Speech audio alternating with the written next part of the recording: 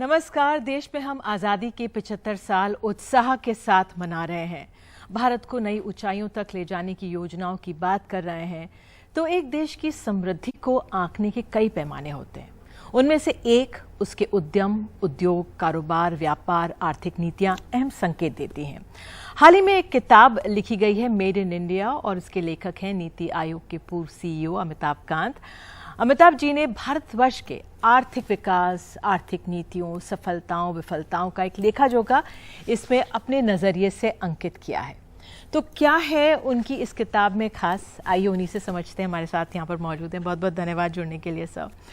मेरा पहला सवाल आपसे यही है कि अर्थव्यवस्था का स्वरूप हमारे देश की कैसे बदला है। आपने शुरुआती पन्नों में जिक्र किया है कि सन 1700 में जो विश्व की जीडीपी थी 24% हमारा योगदान था, अब 5% है। तो ज़रा समझाइए। तो देखिए 1700 देखते हैं, एक मेडिसन की स्टडी होती है, वो बताती है कि 1700 में हमारा दुनिया की जीडीपी में 24% हमारा शेयर था। वो जब हम आज़ाद हुए तो 5% पर आ गया था। और उसके बाद जब ब्रिटिश राज खत्म हुआ तो हम लोगों ने अपना लाइसेंस राज शुरू कर दिया। और उसके बाद ये जो पूरी किताब है ये प्राइवेट सेक्टर के रोल के बारे में बताती है कि 75 साल में, हमारी आज़ादी के 75 साल में प्राइवेट सेक्टर का क्या रोल रहा है। क्योंकि हमने बहुत साल इसमें लाइसेंस राज रखा। 1991 के बाद हम लोगों ने लाइसेंसेस कई हटाए, पर ईज ऑफ डूइंग बिजनेस में कई चैलेंजेस रहे। फिर 2014 में हमने बहुत मेजर रिफॉर्म्स किए, उसमें ईज ऑफ डूइंग बिजनेस वगैरह किया, फॉरेन डायरेक्ट इन्वेस्टमेंट को खोला। फिर उसके बाद हम स्टार्टअप मूवमेंट लाए। फिर हाल ही में हम लोगों ने कई डिजिटल ट्रांसफॉर्मेशन किए, जिससे कि हमने डिजिटल आइडेंटिटी दी, हमने बैंक अकाउंट्स खोले, डायरेक्ट बेनिफिट ट्रांसफर्स किए, गवर्नमेंट स्कीम की कुछ एफिशिएंसीज आई। और इसके बाद क्या क्लाइमेट चेंज का क्या इम्पैक्ट होगा, और आगे चल के अगर हमको रफ्तार से आगे चलना है, अगर अगले 3 दशक में और 2047 तक हमको 5 ट्रिलियन और 10 ट्रिलियन डॉलर इकोनॉमी बनना है, तो प्राइवेट सेक्टर का कितना महत्वपूर्ण रोल रहेगा इसमें, वो उसके बारे में मैंने चर्चा की है। क्योंकि मेरे विचार से अगर भारत को आगे चल के लगातार ग्रोथ करनी है अगले 3 दशक में, तो प्राइवेट सेक्टर का बहुत ही महत्वपूर्ण रोल है। और भारत सरकार का और स्टेट गवर्नमेंट्स का रोल पॉलिसी फॉर्मुलेशन में है और सोशल सेक्टर्स में है कि हम learning outcome, health outcome, nutrition outcomes, उसको हम ज़्यादा इम्प्रूव करें, वहाँ फोकस करें। बट जो बिजनेस का एरिया है, जहाँ वेल्थ क्रिएशन का एरिया है, वो हमको पूरा छोड़ना चाहिए प्राइवेट सेक्टर को, देश को आगे ले जाने के लिए। ठीक है, आप ये कह रहे हैं निजी क्षेत्र में। तो जब हमारा देश आज़ाद हुआ था, नया नया देश आज़ाद हुआ, बिखरा हुआ था, तो तब की सरकारों को उसको समेटना, साथ रखना, एक वो एजेंडा रहा होगा। फिर समय के साथ जब एक ठहराव आया, तो आपको लगता है जो हमारी अर्थव्यवस्था है, जैसे जैसे स्थितियां बदलती हैं, सरकारें बदलती हैं, उस लिहाज से बदलाव आया और वो उस जकड़न से फिर बाद में निकला। तो देखिए क्या हुआ कि आज़ादी के बाद जो मैंने इसमें हमारे पहले कुछ प्लान्स जो बने, प्लानिंग प्रोसेस जो था, उसके बारे में भी चर्चा की है। और कैसे ये लाइसेंसिंग आई, जिसके बारे में कई लोग लिख चुके हैं पहले, और कैसे लाइसेंसिंग की वजह से वो डायरेक्टर जनरल ट्रेड डेवलपमेंट आया। उसके बाद हर व्यक्ति को आने के लिए लाइसेंस लेना और कितना प्रोड्यूस करना है और कितना इंपोर्ट करना है, तो बहुत ही ज़्यादा कंट्रोल में हम ले आए प्राइवेट सेक्टर को। जबकि हमारे यहाँ प्राइवेट सेक्टर बहुत डायनेमिक था और पहले से बहुत, अगर आप मैंने कई प्राइवेट सेक्टर कंपनियों की यहाँ बात की है, जैसे टाटाज हों, बिरलाज हों, मफतलाल हों, कई लोगों ने बहुत काम किया हुआ था। अगर हम उस प्राइवेट सेक्टर इंटरप्राइज को अनलीश करते तो ये कई एरियाज में ग्रोथ होती हमारी, जो कि हम लोगों ने कंट्रोल किया प्रोडक्शन को। इनफैक्ट ये स्थिति थी कि अगर आप प्रोडक्शन ज़्यादा बढ़ा दीजिएगा तो हम आपको पेनलाइज कर देंगे, और कई लोग पेनलाइज हुए, जो कि कई किताबों में लिखा गया। पर अगर जैसे सर्विसेज सेक्टर को हमने अनलीश किया, जहाँ कोई लाइसेंसेस नहीं था, तो वहाँ टाटा कंसल्टेंसी सर्विस आई, इन्फोसिस आए, कई सर्विसेज सेक्टर में बड़ी ज़बरदस्त हमारी ग्रोथ हुई। तो मेरा जो विचार हमेशा रहा है और जो 2014 के बाद फिर माननीय प्रधानमंत्री जी जब आए तो उन्होंने ईज ऑफ डूइंग बिजनेस में पूरा फोकस किया और हमारे जो लाइसेंसेस थे, प्रोसीजर्स थे, रूल्स थे, रेगुलेशंस थे, करीब अब हम 2000 लॉज को हम स्क्रैप कर चुके हैं। तो कुछ इंपोर्ट ड्यूटीज में करीब 400% ड्यूटी थी और एवरेज 113% ड्यूटी। तो देखिए क्या होता है कि हम जब प्रोड्यूस करते हैं, ना केवल हम अपने देश वासियों के लिए प्रोड्यूस करते हैं बल्कि हम ग्लोबल मार्केट्स के लिए प्रोड्यूस करते हैं। तो अगर आप 400% इंपोर्ट ड्यूटी लगा दीजिएगा तो वो जो इनपुट है वो तो फिर आपका एक इनपुट होगा एक्सपोर्ट कंपोनेंट के लिए, तो आप कभी एक्सपोर्ट कॉम्पिटिटिव हो नहीं सकते। इसीलिए मैंने इस किताब में ये भी बात की है कि साइज और स्केल बहुत आवश्यक है, और साइज और स्केल जब बनता है, जैसे मारुति कार कंपनी का हुआ, तो फिर हमारे यहाँ टायर 2, टायर 3, टायर 4 प्रोड्यूसर्स आते हैं। तो जो मीडियम और स्मॉल माइक्रो सेक्टर है उसकी भी ग्रोथ होती है क्योंकि बहुत बड़ी एक कंपनी आ गई। तो हमें ग्लोबल चैंपियंस बनाने बहुत आवश्यक है। उसके बारे में मैंने काफी चर्चा की है कि अगर जब तक हम ग्लोबल चैंपियंस नहीं बनाएंगे तो हमारे यहाँ एमएसएमई सेक्टर की ग्रोथ नहीं होगी, और ये बहुत आवश्यक है। तो मैंने कई क्षेत्रों के बारे में इसमें चर्चा की है। तो मेरा जो विचार है कि भारत को अगर ग्रोथ लगातार करनी है तो न केवल सर्विसेज में बल्कि मैन्युफैक्चरिंग में, हमें कृषि क्षेत्र में भी कैसे उत्पादन बढ़ाना है वो आवश्यक है, अर्बनाइजेशन क्षेत्र में, और ये चारों क्षेत्रों में हमें बहुत बढ़ाना, आगे ले जाना बहुत आवश्यक है। बिल्कुल, आपने उस तारीख का जिक्र किया 24 जुलाई 1991 जब डॉक्टर मनमोहन सिंह ने एक तरह से उदारीकरण के हम लोग दौर में आए, और आपने कहा कि इंडस्ट्रियल उससे सारे तमाम कंट्रोल्स हट गए थे। अब हम कहाँ पर हैं, क्या अब और आवश्यकता है? देखिए, मैंने यही कहा कि 91 में डी लाइसेंसिंग हुई क्योंकि इंडस्ट्रियल लाइसेंसिंग बहुत जबरदस्त हो चुकी थी और वो हर प्रोडक्शन को कंट्रोल करता था। तो जब डी लाइसेंसिंग तो कर दी हमने, पर उसके बाद बहुत उससे, और उसमें भी 2 साल लगे कि ग्रोथ को रजिस्टर करने में, पर उसमें हम लोगों ने ऐसे लॉज बना रखे थे, जैसे हमने दुनिया का सबसे स्ट्रिक्ट लेबर लॉज बना रखे, और हमने दुनिया भर के ऐसे लॉज बना रखे थे जो कि ईज ऑफ डूइंग बिजनेस को रोकता था। तो जब प्राइवेट सेक्टर तब ग्रो करता है जब आपको उसको रूल से, प्रोसीजर से, उसको लॉज से हटाते हैं और उसको एक फ्रीडम देते हैं कि आप अपना उत्पादन बढ़ाइए, आप अपना साइज और स्केल बढ़ाइए, कि आप अपना कॉस्ट ऑफ प्रोडक्शन कम कीजिए और आप एक्सपोर्ट करिए।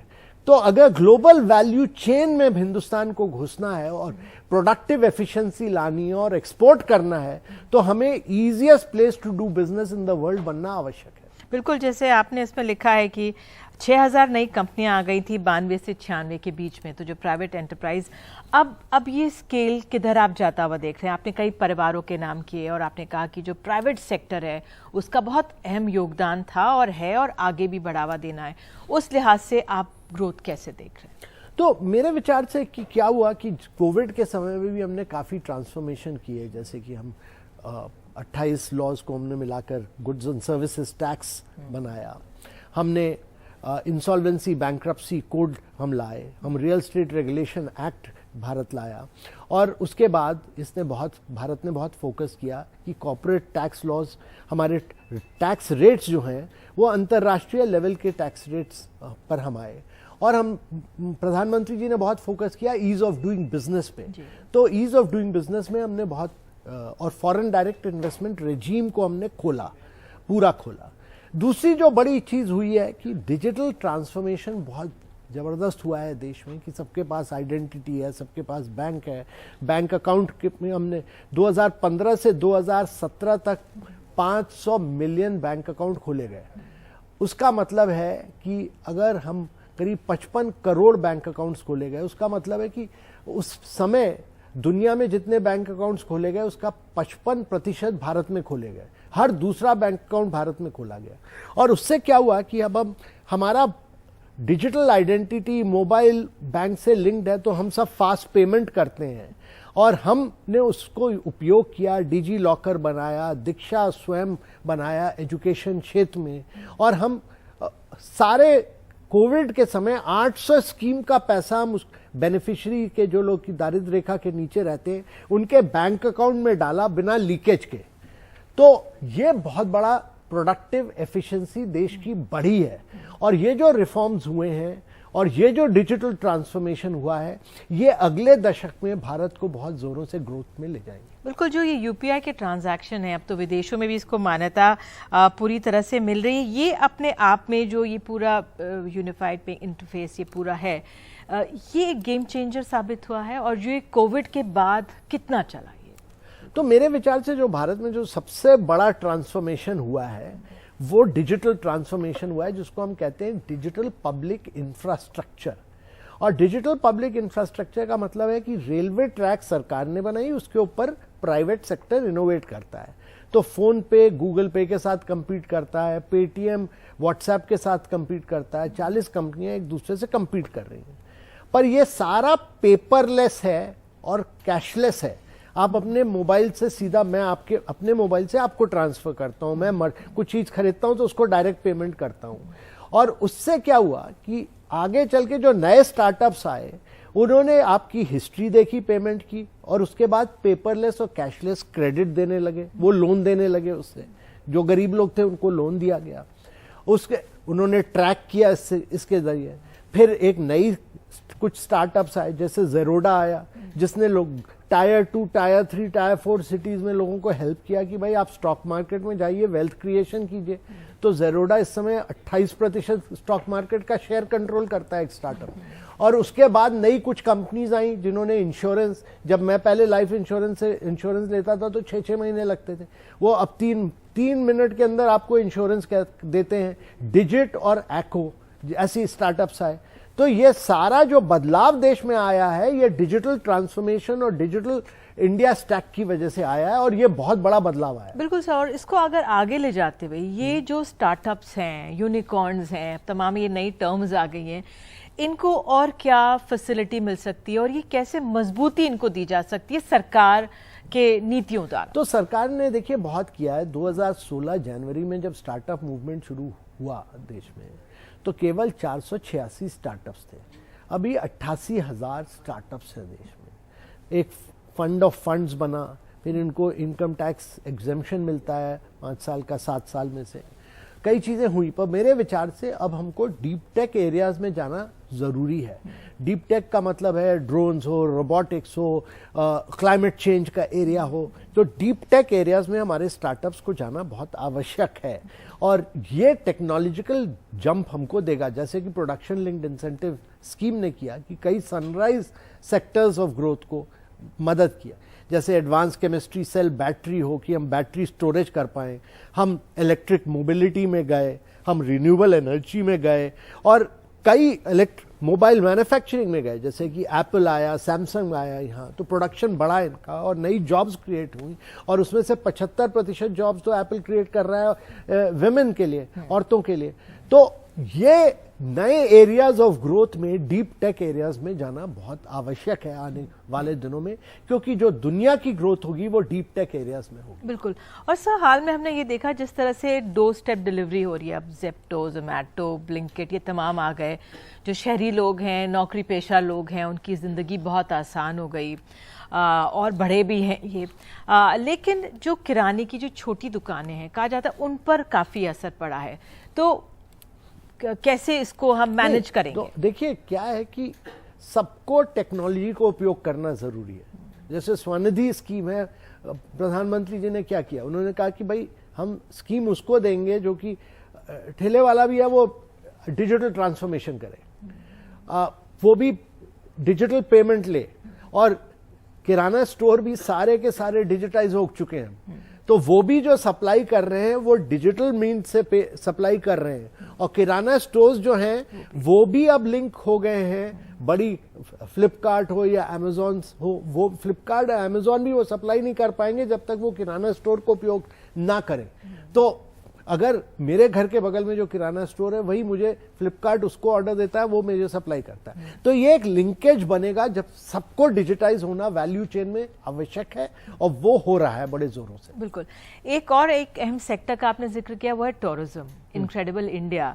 हालांकि जो स्कीम तब पहले आई थी तो उसका पॉलिटिकल फायदा कितना हुआ वो अलग बात है, लेकिन हमारे देश में टूरिज्म को बहुत बढ़ावा मिला। पहले सिर्फ कश्मीर और राजस्थान का जिक्र होता था, आपने केरला को एक पूरे एक तरह से ट्रैवल के पटल पर देश में नहीं विदेश में भी लाके खड़ा किया। थोड़ा बताइए कैसे इस पे वर्क हुआ और हम अब कौन कौन से राज्यों को और इस एरिया को कैसे मजबूत कर सकते हैं। पहले देखिए केवल कश्मीर और राजस्थान होते थे टूरिज्म डेस्टिनेशन, केरला को कोई टूरिज्म डेस्टिनेशन नहीं मानता था, पर हम लोगों ने वहाँ नए प्रोडक्ट्स को डेवलप किए, बैक वाटर्स को, आयुर्वेदा को, वहाँ के क्विजीन को। और मेरा जो विचार है, जो हमारी स्ट्रेंथ होती है, हर स्टेट में अपनी अपनी स्ट्रेंथ है, उस पर फोकस करना चाहिए। तो केरला ने उन स्ट्रेंथ पर फोकस किया। उसके बाद इनक्रेडिबल इंडिया जब यहाँ लॉन्च किया गया, उस समय टूरिज्म बड़ा डिक्लाइन पे था, या न केवल यहाँ बल्कि अंतर्राष्ट्रीय लेवल पर, क्योंकि ट्विन टावर ब्लास्ट हो चुका था, अफगानिस्तान में अटैक हो चुका था, और कई हमारे पार्लियामेंट पर अटैक हुआ था, कई चीज़ें हुई थी। हमारे यहाँ कंज्यूमर डिमांड नहीं थी, तो कंज्यूमर डिमांड के लिए हम लोगों ने इनक्रेडिबल इंडिया लॉन्च किया। और उस समय भी हमने जो फोकस किया था वो इंडिया की जो स्ट्रेंथ होती है, योगा है, मेडिटेशन है, हेरिटेज है, कल्चर है, इन सब चीज़ों पर फोकस करके हम लोगों ने इनक्रेडिबल इंडिया लॉन्च किया। मेरे विचार से टूरिज्म में जितना पोटेंशियल भारत में किसी और देश में नहीं है, और हम लोग को अपनी स्ट्रेंथ पर प्ले करना ज़रूरी है, और खासकर कल्चर और हेरिटेज और योगा और मेडिटेशन वगैरह पे हमको फोकस करके ले जाना चाहिए। पर हर स्टेट को अपना ब्रांड बनाना चाहिए, हर स्टेट को ग्लोबल मार्केट्स को पेनिट्रेट करना आवश्यक है, क्योंकि हमारा जो देश है वो यूरोप के 24 देशों से बड़ा है ज्योग्राफी वाइज और पॉपुलेशन वाइज। तो हमको पेनिट्रेट करना आवश्यक है। जैसे कश्मीर बना, जैसे राजस्थान बना, जैसे केरला बना, उसी तरह उत्तर प्रदेश, बिहार बहुत ही आइंदा एक बुद्धिस्ट डेस्टिनेशन है, उत्तर प्रदेश है बहुत कल्चरल रिच डेस्टिनेशन है, मध्य प्रदेश में वाइल्ड लाइफ भी है, हेरिटेज भी है, मॉनसून भी है। ये सारे के सारे स्टेट्स एक एक स्टेट करके टूरिज्म के, इन लोगों को टूरिज्म के सबसे बड़े प्रोडक्ट डेवलप करके ग्लोबल मार्केट में पेनिट्रेट करना आवश्यक है। अमिताभ जी, जो टूरिज्म सेक्टर है उसमें हमारे देश की सांस्कृतिक विरासत हर राज्य की अपनी बहुत पुख्ता मजबूत है। हम जब साउथ ईस्ट एशियन कंट्रीज जाते हैं, यूरोप की बात ही ना करें, तो वो एक पेड़ के चक्कर लगाने के इतने पैसे ले लेते हैं, एंड हमारे देश में तो हर कोने में ऐसा मिल जाएगा।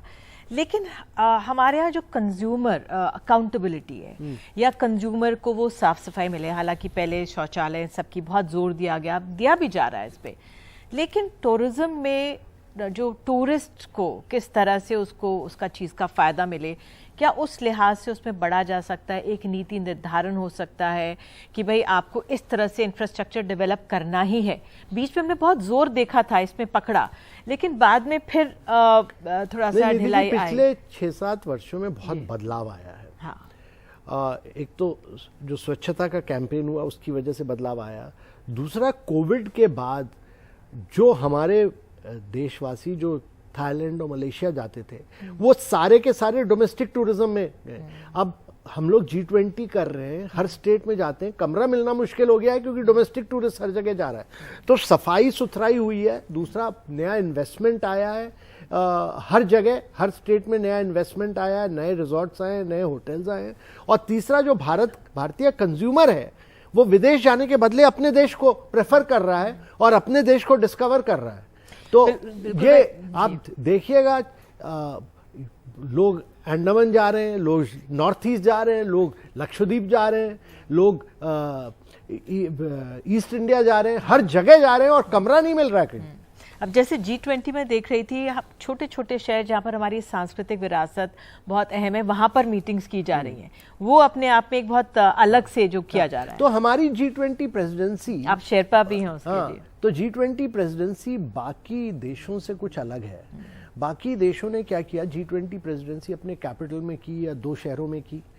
हमारे यहाँ जब G20 आई तो प्रेसिडेंट, जब हमें प्रेसिडेंसी मिली तो प्रधानमंत्री उसकी प्रेसिडेंट है, तो उन्होंने कहा कि भाई ये तो जनकीय G20 बनाना है, तो इसको सारे स्टेट्स में ले जाइए।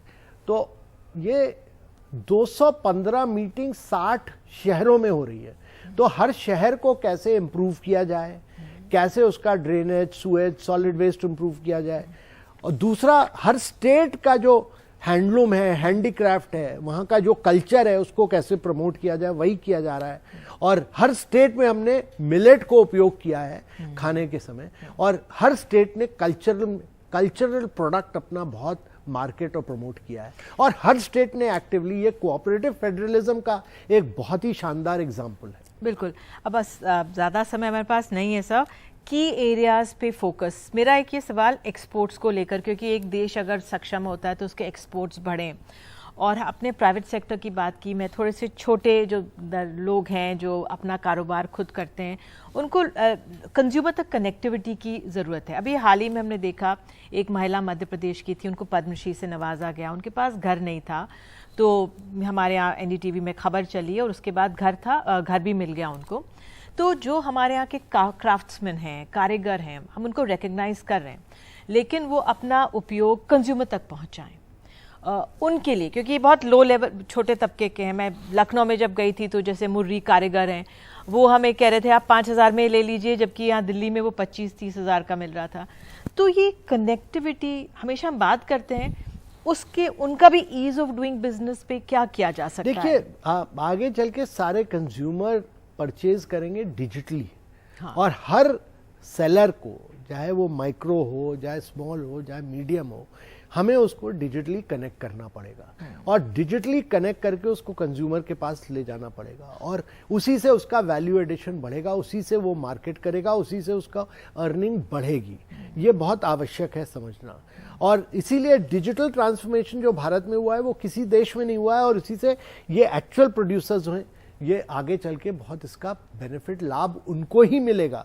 और मेरा जो दूसरा विचार है कि प्राइवेट सेक्टर के क्षेत्र में साइज और स्केल लाना आवश्यक है। जब टायर 1 कंपनीज होती हैं, तभी टायर 2, टायर 3, टायर 4 कंपनियां होती हैं। तो बड़ी कंपनियां जब बनेंगी, जैसे मारुति आई तो हमारे देश में टायर 2 मीडियम सेक्टर भी आया, माइक्रो भी आया, स्मॉल भी आया, तो वो एक लिंकेज बन जाता है। तो हमें कुछ ग्लोबल चैंपियंस भी बनाने बहुत आवश्यक है। बिल्कुल। अंत में सवाल, क्योंकि आपने प्राइवेट सेक्टर को कहा है, आप उनके लिए क्या संदेश देंगे, चाहे छोटे दर्जे के प्राइवेट कारोबारी हो या बड़े? क्या एक संदेश, जैसे कि हम और मेड इन इंडिया को और मजबूत और पुख्ता बना सकें? देखिए, अगर हमें भारत को एक जनरेशन के अंदर बदलाव लाना है, और न केवल 5 ट्रिलियन बल्कि 10 ट्रिलियन इकॉनमी बनना है, और अमृत काल के समय में 2047 तक हमें भारत में बड़ा बदलाव लाना है, तो प्राइवेट सेक्टर का बहुत महत्वपूर्ण रोल होगा वेल्थ क्रिएशन में। और गवर्नमेंट को अपने आप को विड्रॉ करना पड़ेगा कई प्रोडक्शन एरिया से। गवर्नमेंट को पॉलिसी बनानी होगी, और गवर्नमेंट को फोकस करना होगा एजुकेशन, हेल्थ और न्यूट्रिशन पे, और प्राइवेट सेक्टर को बाकी सारे क्षेत्रों में इन्वेस्ट करके देश को आगे ले जाना पड़ेगा। और ये एक मेरी किताब का मैसेज जो ये है कि भारत तभी ग्रो करेगा अगर प्राइवेट सेक्टर भारत में ग्रो करेगा। अमिताभ जी, बहुत बहुत धन्यवाद जुड़ने के लिए, और अपनी किताब के महत्वपूर्ण बिंदुओं को समझाने के लिए बहुत बहुत धन्यवाद जुड़ने आपका के लिए। बहुत बहुत धन्यवाद। बिल्कुल। तो इसी के साथ फिलहाल इस खास चर्चा में इतना ही। नमस्कार।